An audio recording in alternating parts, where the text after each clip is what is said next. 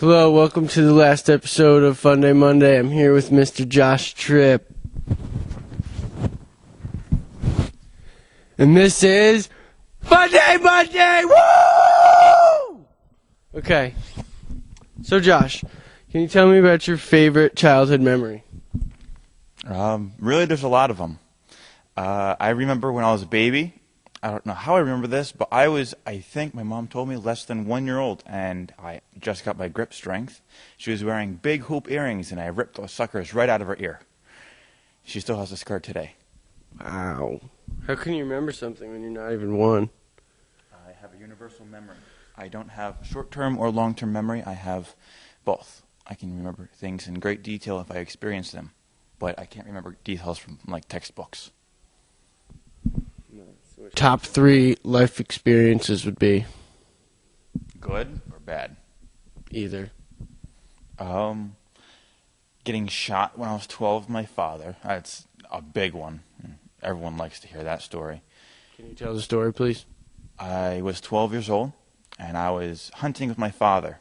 I was not wearing orange, and he was. I was just wearing a camo zoot suit. And we were in a tree stand, approximately 13 or 15 feet above ground, and since I was not wearing orange, another hunter seen something in the tree and shot at it. Well, unfortunately, he hit me directly in the pelvis, and that went to the right side, and I fell out of the tree, and as soon as I hit the ground, the pain was so severe that I actually passed out. My dad had to jump down from the tree, pick me up, bring me to his Bronco, and drive me to Sharon Hospital. Now, the funny thing was, I was born in Sharon Hospital.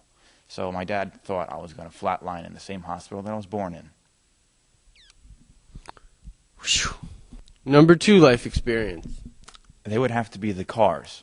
I was with my cousin, and we were in the town of Dover, and we were going to the town of Armenia. And he has tiny feet. He's a little man. And when I went to go stop to tie my shoe, about that big, he stepped in the gutter, and his foot got caught, and as I looked up to see what was going on, why he was stopped in the middle of the road, a truck was coming. Now, he turned off, and we thought, oh, it was going to be fine, but then a van was coming, and I didn't see a driver in the van. Maybe he was, like, turned over to get a CD from the floor. I don't know. Maybe he just stopped looking at the road, but it didn't stop. So I ran to him, pushed him out of the way. Unfortunately, I tried to run back. I didn't make it. I flipped in the air, and on the way back down, a taxi hit me. I landed in a pricker bush.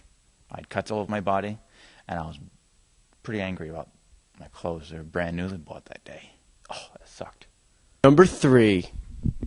That would have to be when I was 9 years old, and I was going fishing in a Long Island Sound with my father. We had a deck boat, and it was about 25 feet long. And we went to go fishing for striper fish, which are sea bass. And that morning we went and woke up, we went fishing, we gutted the fish, and the blood, there's 2 little drain holes on the bottom of the deck. That allows the water to flood out. But we also were gutting the fish, remember. So the blood was pouring out of the gutter holes as well. And at night we stopped fishing, and I heard a sound, and I didn't know what it was. I went to bed, and I woke up around midnight or so because the boat rocked very severely at just one time, and that threw my father out of bed.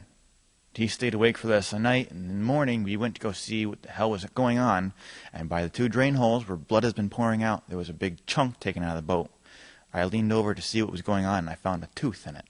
A lot of you people think that I've wrestled this shark. It's not true. All I did was I went to sleep and woke up. Ian, I know what you did. Jeez. So Josh, I see you in the gym lifting a lot. How often do you say you lift weights? I work out, if not every day, because I have split programs. 1 week I'll work out 5 days a week, the next 4, the next 3, and then I'll do 2 and 2. They're called split programs. I'm very famous for my routine split program that I made up for Coach DeFino and Coach Tegler. Nice. How can you pop out all your joints and stuff? Just like, boop. I have Ehlers-Danlos syndrome, which allows the hyperextendability of the joint. allows me to dislocate and relocate any joint on my body on command without there being pain. Now, that's a forced dislocation. An accidental dislocation really hurts, and I have to pop it back in just like everybody else. But it doesn't always relocate correctly if it was accidental. There's two side effects of this syndrome. One is healing. I have a very high white blood cell count. So when I heal faster than normal people. When you get cut, the normal healing time is about a month. For me, it's about 2.5 to 3 weeks. It's not very special. Anyway, the second side effect is terrible. It's pain. I'm on pain on every inch of my body, every second of every day of my entire life, and there's nothing I can do about it. My everyday pain is excruciating, and I have learned to hide it very well. You won't know I'm in pain unless I tell you. Sometimes there are flares.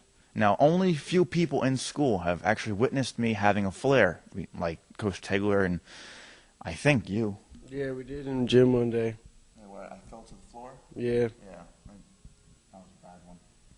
Flares normally attack parts of your body, like an arm or a leg. But that day that he's seen, it attacked my spine, and which hit my nerves and stopped my motion altogether. I mean, I couldn't move at all. So, yeah, pretty interesting. What are your plans after graduation? Well, I'm a personal trainer now, and I'm looking to become a certified personal trainer. For that, you don't need technically to go to college. You just need to take the ACE test. But I'm going to Dutchess Community College to get my associates to backbone my resume. And when I take those classes, I can also get a special associates, which allows me to get a bona fide ACE test, which turns me to a certified personal trainer to professional. And Coach Phelps also said he'd give me a senior investment so I can own my own gym. Wow. Are we done?